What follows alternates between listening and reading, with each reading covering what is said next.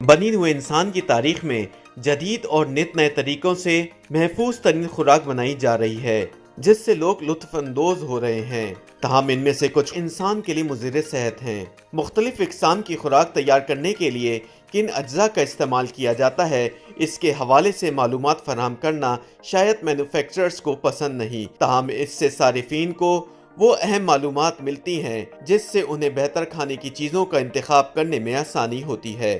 اس ضمن میں ہم نے ایسے کھانوں کی فہرست مرتب کی ہے جن میں موجود اجزاء انسانی صحت کے لیے مضر ہیں۔ مکھن کی جگہ مارجرین کے استعمال کو فروغ دینے کے کچھ عرصے بعد اس کے نقصانات سے بھی آہستہ آہستہ پردہ اٹھتا جا رہا ہے۔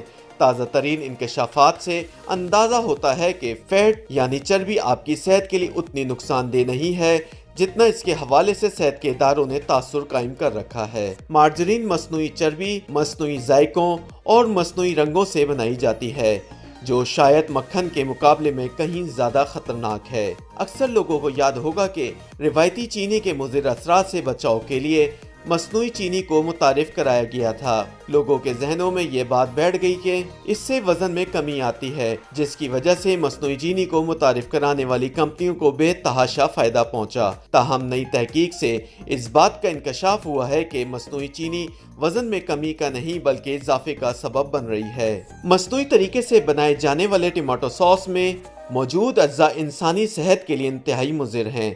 ماہرین صحت نے ٹماٹو ساس کے استعمال سے اجتناب برتنے کی ترغیب دی ہے۔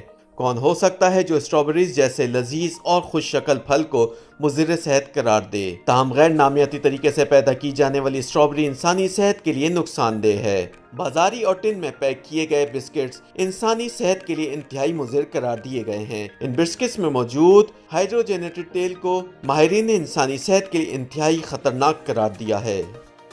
YouTube پر گوگلی نیوز دیکھنے کے لیے youtube.com کی سرچ بار میں googly news T V type کریں۔ گوگلی نیوز کے پیج پر سرخ رنگ کے سبسکرپشن والے بٹن پر کلک کرنا نہ بھولیے۔ YouTube پیج پر اپلوڈ ہونے والی ویڈیوز سے باخبر رہنے کے لیے بیل آئیکن پر کلک کیجیے۔ آپ کو ہر نئی ویڈیو کے بارے میں نوٹیفیکیشن موصول ہو جائے گا۔